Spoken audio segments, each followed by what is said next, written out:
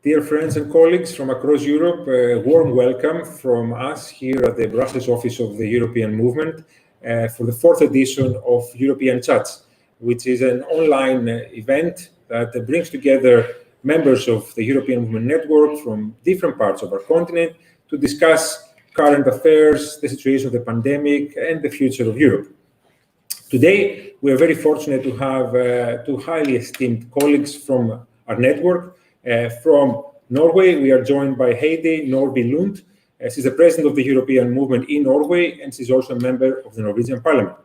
And from Romania, we have Victor Negrescu, who is a member of the European Parliament, and he is also the president of the European Movement in Romania. Thank you very much both for joining us. I understand that you are halfway to your holidays, so it's greatly appreciated that you're taking a small break from your relaxing time to talk with us. The first thing I want you to do, and perhaps I can start with you, Heidi, is to ask how are things at the moment in Norway? What is the situation with the spread of the pandemic? How are people reacting and responding to the current crisis? And how is your assessment of the situation going forward?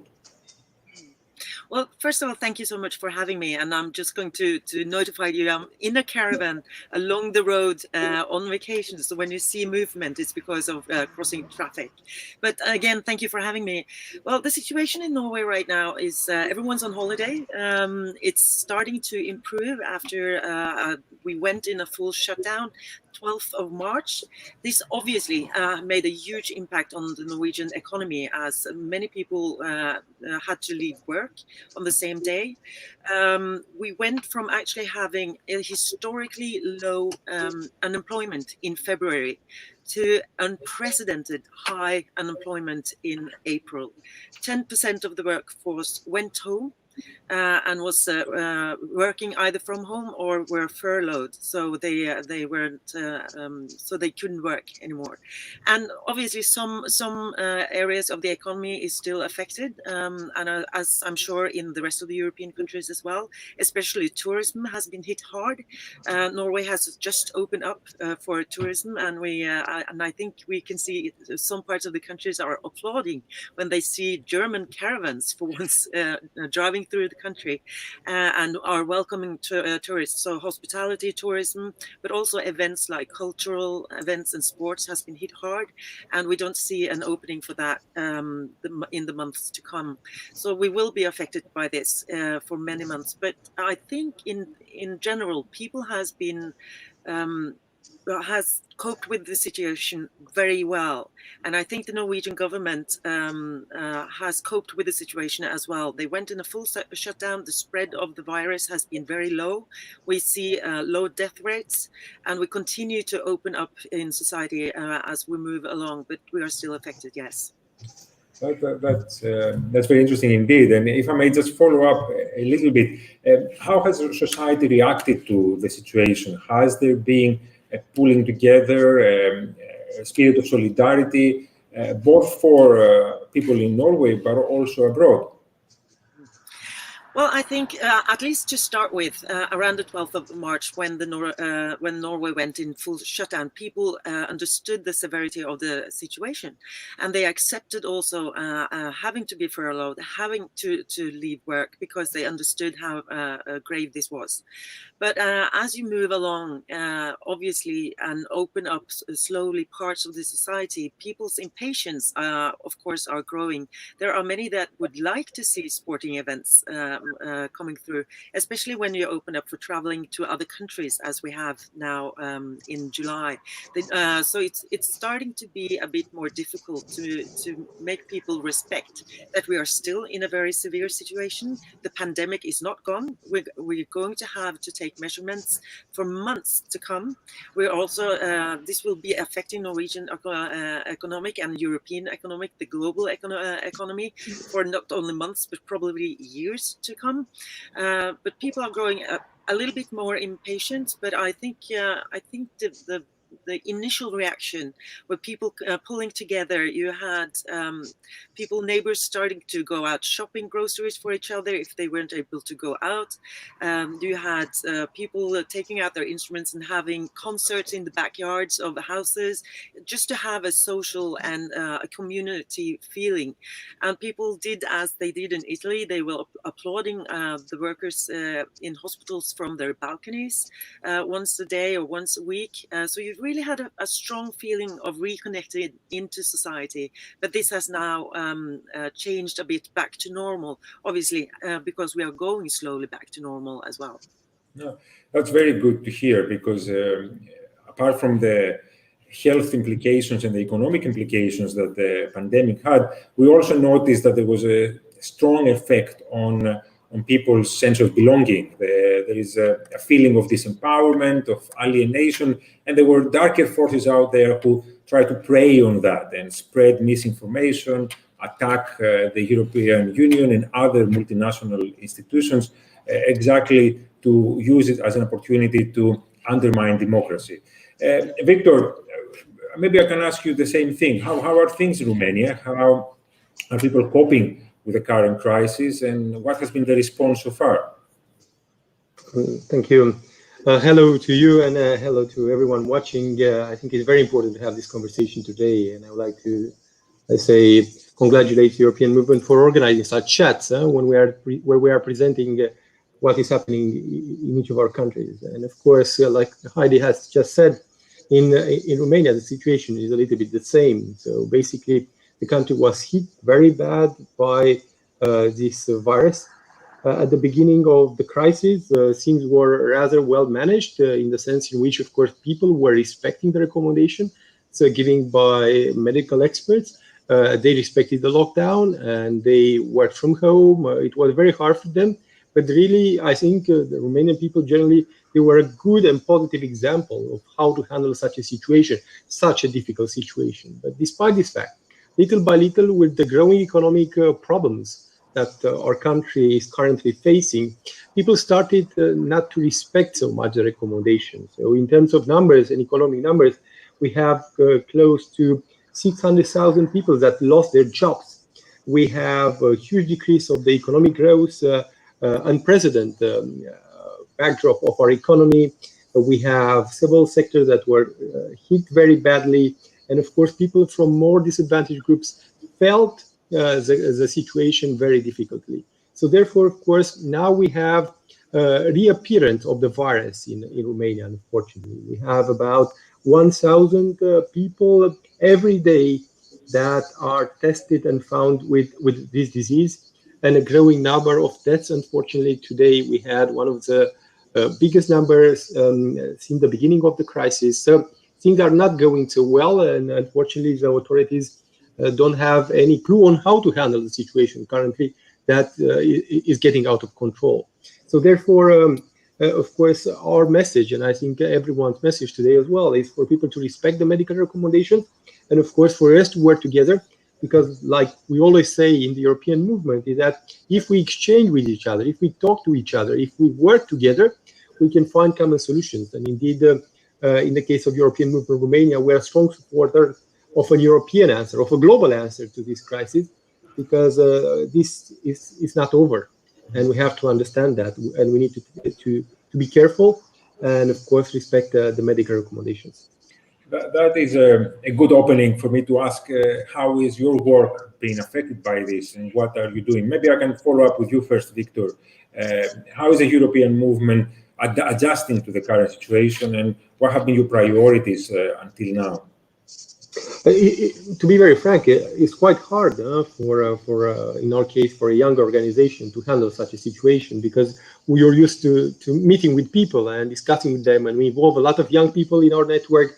So therefore, they like to meet, they like to discuss, they like to have a coffee and plan for activities. So what we try to do is to move things online. So have conversation with them, even individual conversation with our volunteers, with our members, but also let's simply ask our partners on how we can be involved. So basically, we try to organize specific, let's say, contests, competitions online. We try to take things that are planned at European level and also implement them at national level. We try to be part of of the campaign that the European Union is addressing, and of course be supportive in addressing the medical recommendations. What we try basically to show is that there is an European answer that was given to this crisis. Maybe it was a little bit late, but things have recovered.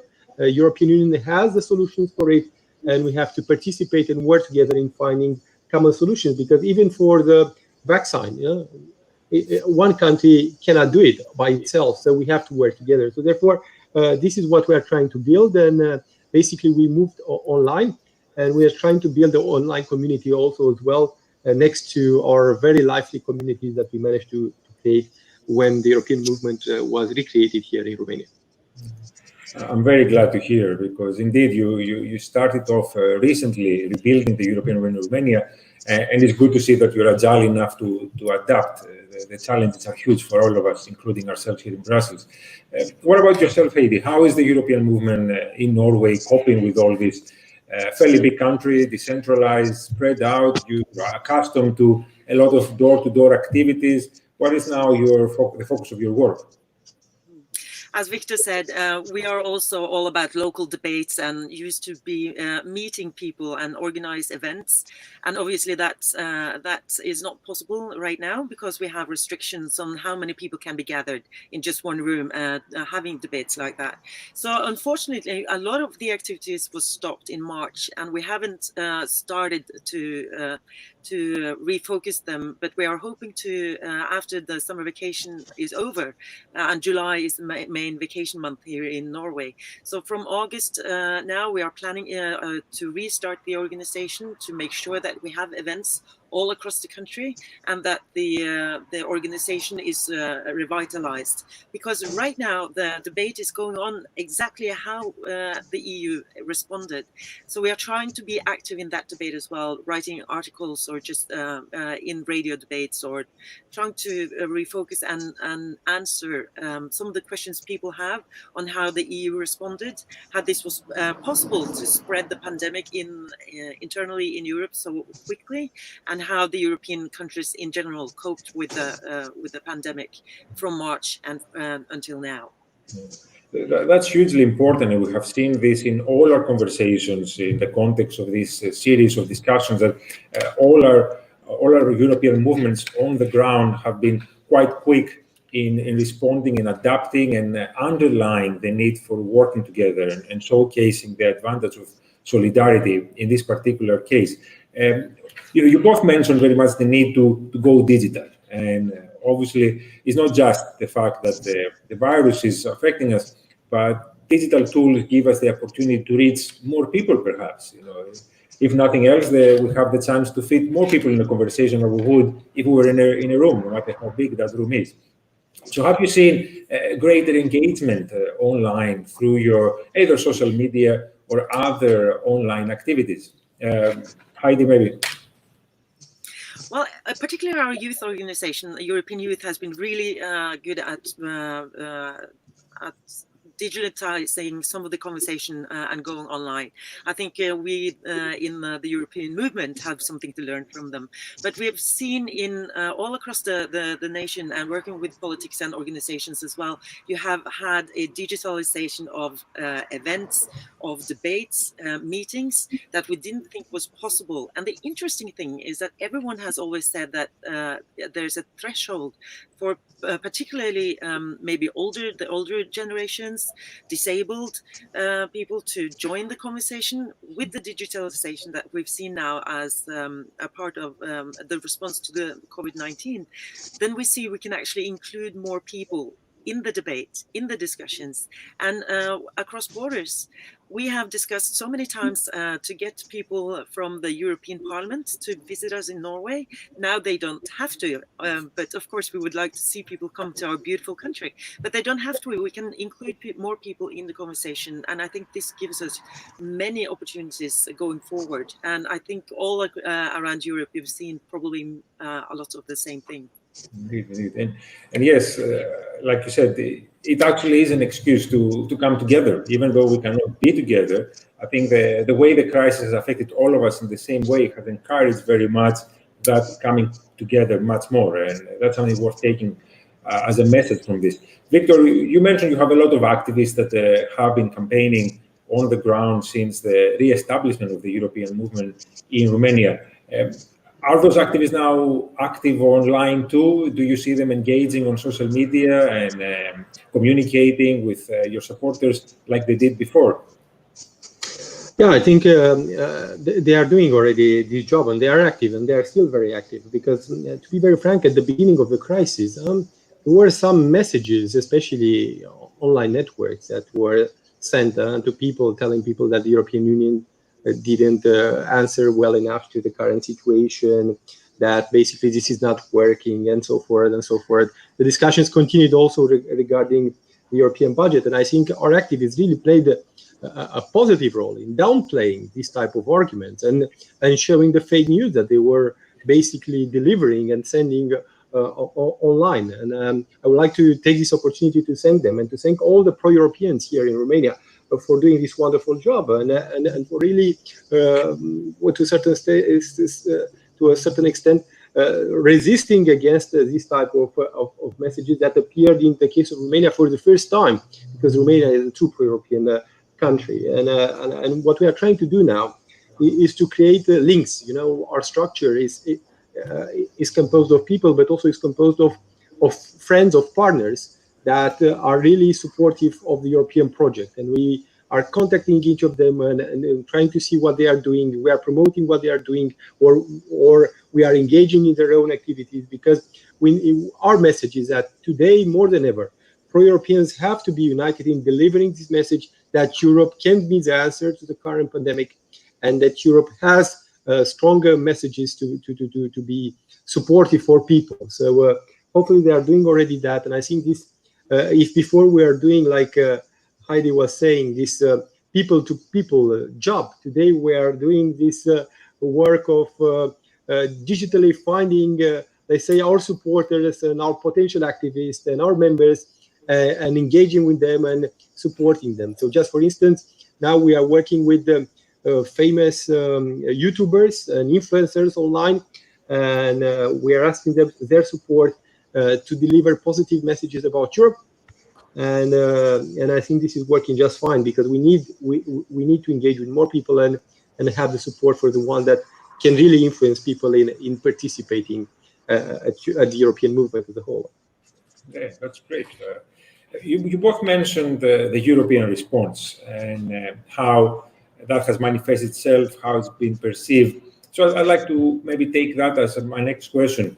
The EU negotiated, or the heads of member states negotiated a very comprehensive package for the recovery, and of course a budget for the next few years. How do you view these efforts, and how have they been viewed in your country? Victor, perhaps I can just follow up from you, both as an MEP, but also as head of the European movement in Romania. What's your opinion on this?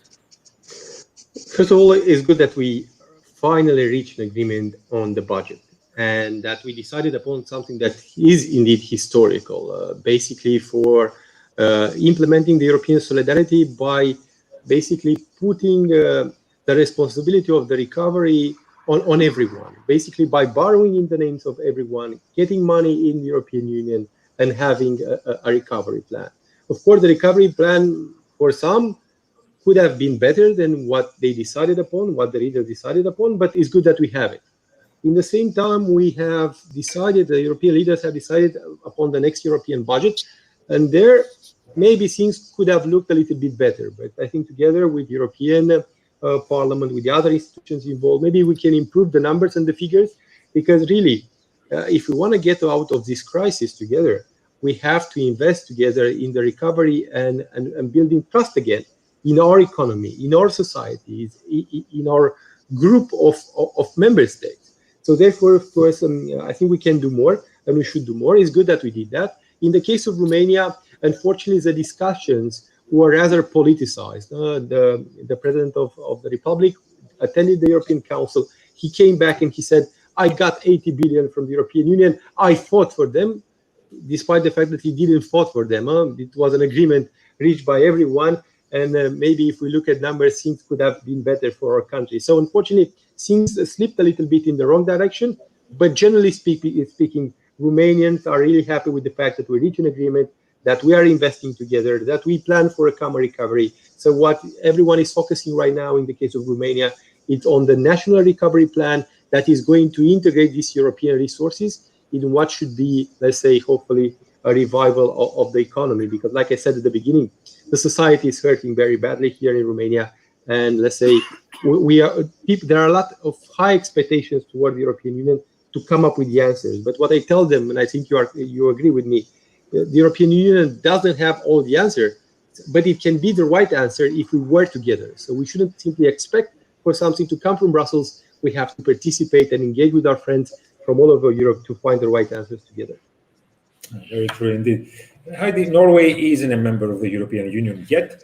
You are part, of course, of the European Economic Area, and I'm sure the economic debate that takes place in Brussels has an effect also in your country. Was there a discussion around the efforts that the European Union is taking to address collectively the current situation and put in place a recovery plan that will help us all get out of this together? Well, yes, we have, because we are not a member, obviously the discussion around the recovery plan and how it should be divided between the countries, we have not been a part of that.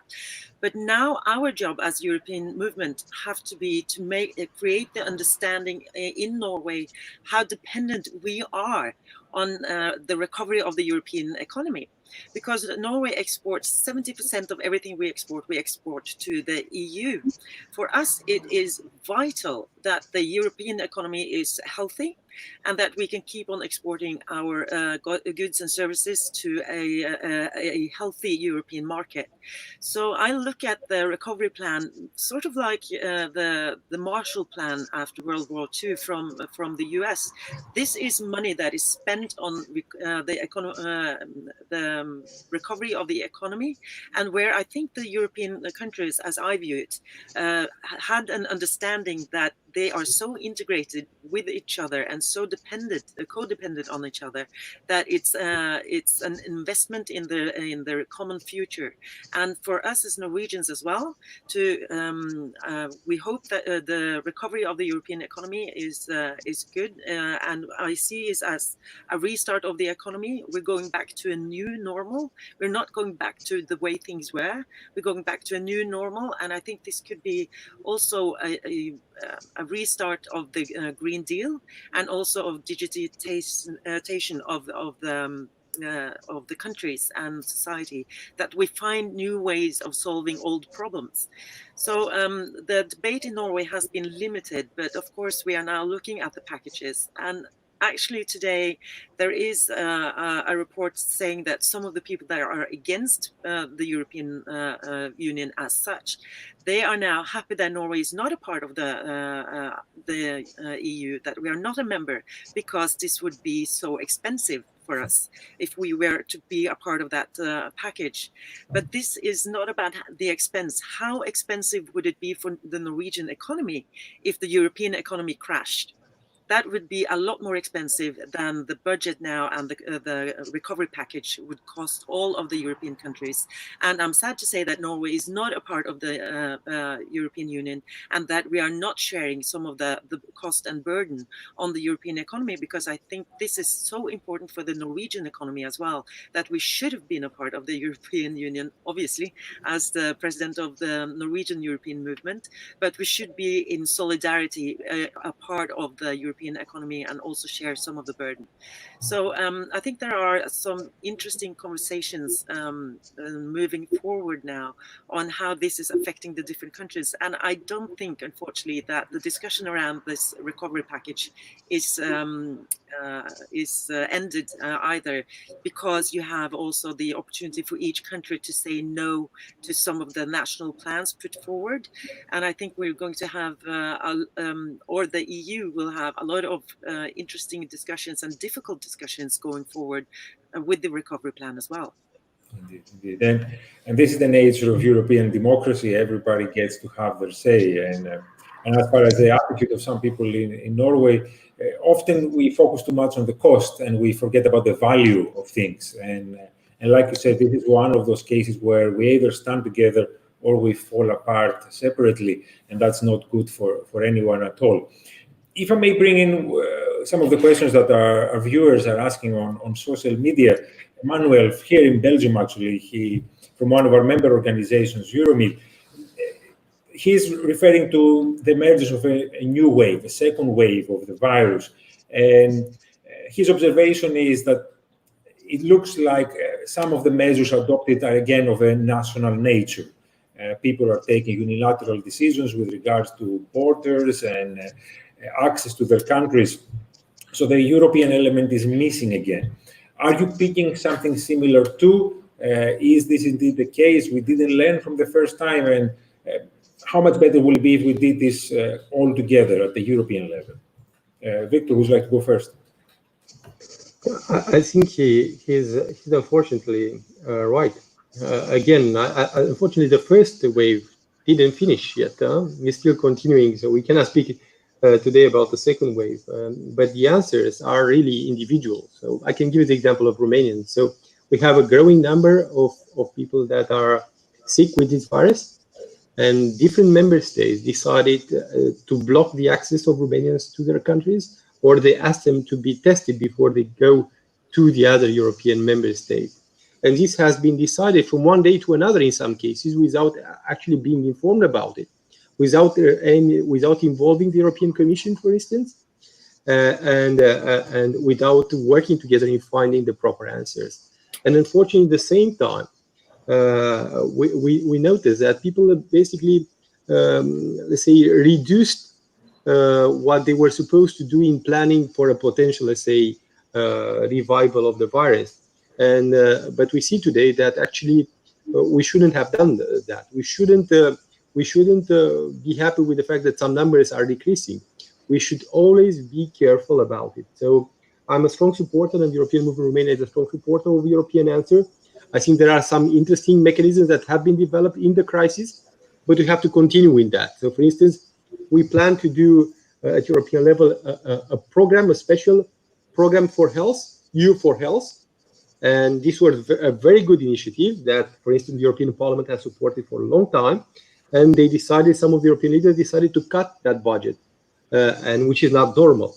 I think us as European citizens, we have to continue discussing with European institutions and with our leaders, telling them and explaining to them that together we can find the proper answers, and together we can find the mechanisms that enable us to go over the medical crisis, but also find solutions for the economic crisis that we're currently facing.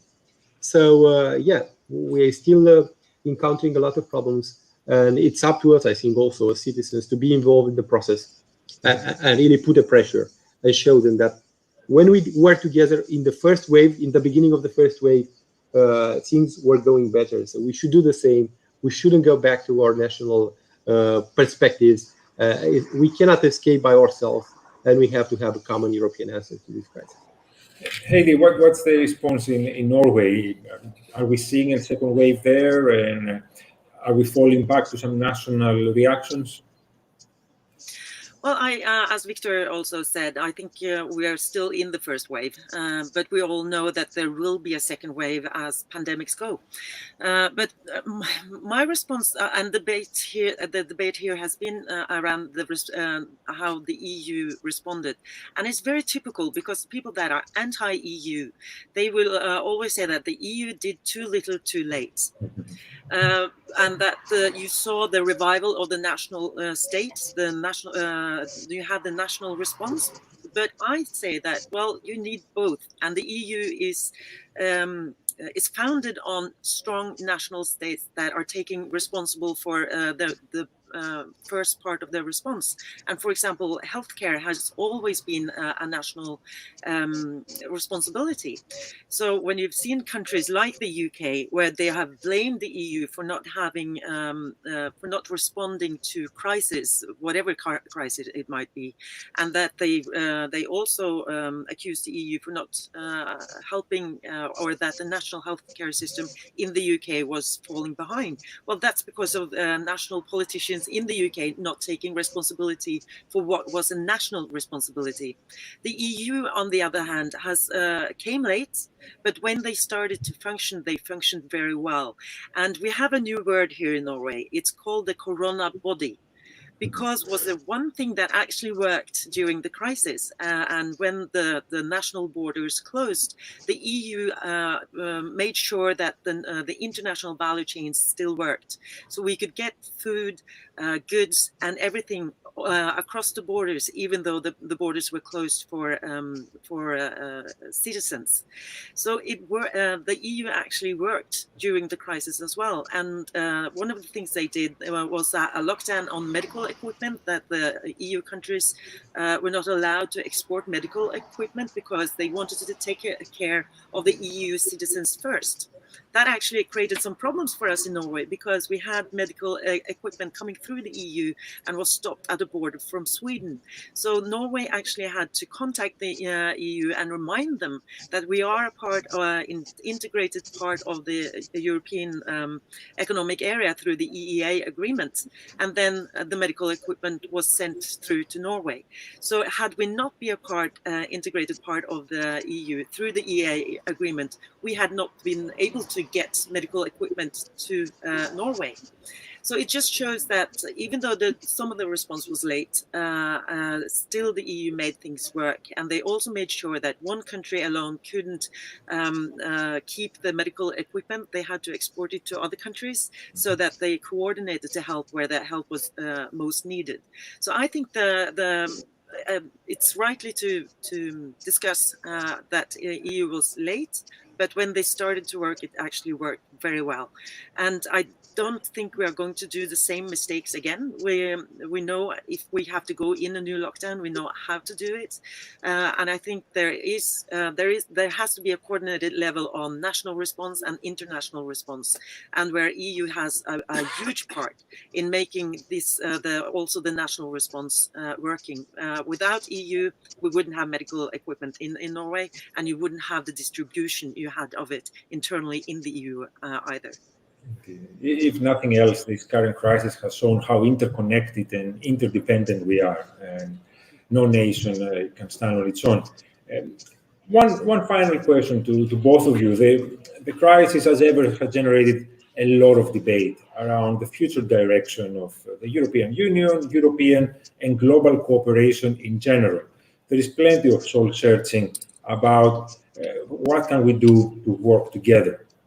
The European Union is putting together a conference on the future of Europe, but other multilateral institutions are also looking, like the World Health Organization and the UN, how to better cooperate. What will be your message? What will be your vision, perhaps, for the day after, for the future of European and international cooperation? Victor, would you like to go first again?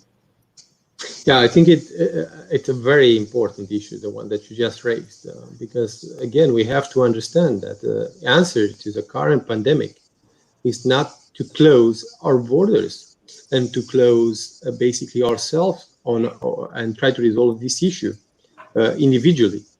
So we need an European answer, but also we need the global answer. Therefore, we need to work together. And if we would find a vaccine, for instance, I think these vaccines should be widely available for everyone in the world, but also for every European citizens, despite their revenue or their social conditions. And we have to make sure this is happening for real, not only on paper. In the same time, I think it's a great occasion for us to rethink the way we are developing as a world and also as a European Union. So we shouldn't go back to what we were doing before, because to a certain extent, I see that people were scared at the beginning. There was a lockdown and everyone was speaking, we are going to change. And now when the numbers went down, the smaller numbers of people that are infected, people start to do the same things all over again. Pollution is again an issue. The digitalization, we will do it, but maybe in the upcoming years, we should, the health issue, it shouldn't be, let's say, something that has to be accessible for everyone. So unfortunately, we're going back to all the old bad habits. So I hope really that we have learned from this pandemic and that we are going to improve the things that we were doing in a globalized world, but also in a strong European Union that is actively engaging with their partners, like in this case, Norway, in moving things forward in a positive way for global citizens, in healthcare, in education that was hardly hit, in those policies that are really important for people. So I think the debate for the future of Europe, just to refer to that, it's a crucial debate. And I think we have to raise the profile. I think the European movement network at global level should be very active, and is actually very active on this topic. And I think we have to work together with the European Commission, with the European Parliament, with the European leaders in raising the profile of the European debate, and of course making sure that this debate about the future of Europe is going to lead to a concrete answer with changes maybe in the treaties, but also those policies that people expect from the European Union. And I'm really confident that the European Movement Network, and together with you, Petros, we can do that. And I think these debates that we are organizing, these European chats, are an excellent way to show that the European debate about the future of Europe can be successful. Indeed.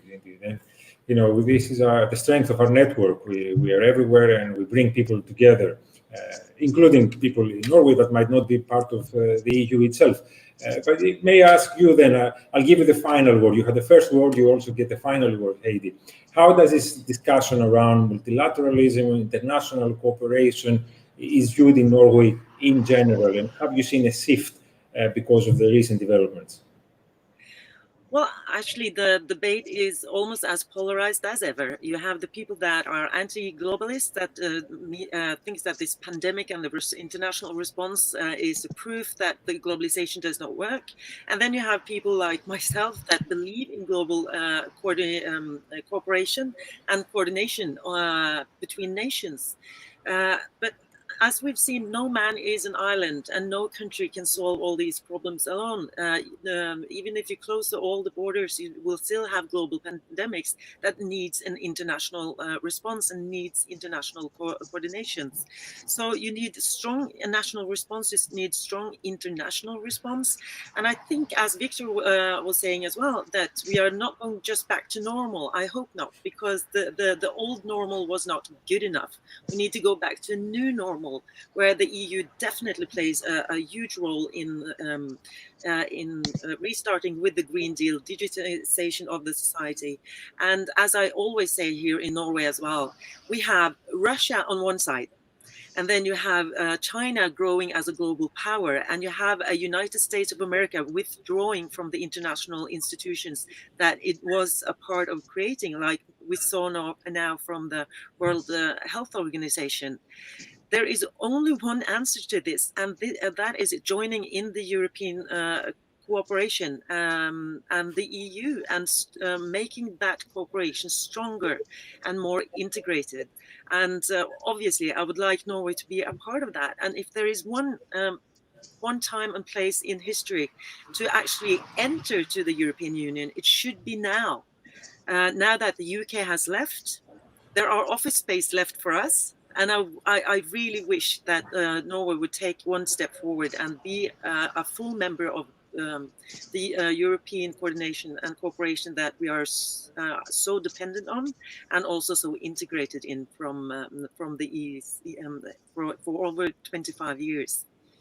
So very happy to be a part of this conversation, and very happy to almost meet you, Victor. And I look forward to more of these talks. I was going to say that there's always going to be a place for Norway in the EU, the same way there is always going to be a place for the European Norway in the European Movement International Network. And with that thought, I would like to thank you both for taking time off your holidays and joining us and sharing your insights and your views. Thank you. Thank you. Thank you. Excellent. And of course, last but certainly not least, I want to thank all our viewers for engaging, taking part, sending your questions, and being as ever committed to the European cause. We're going to take a break for the summer during August, but we're going to be back in September with more digital events and more discussions like this one. So stay tuned, follow our social media, and we look forward to seeing you again very, very soon. Have a good afternoon and a good summer.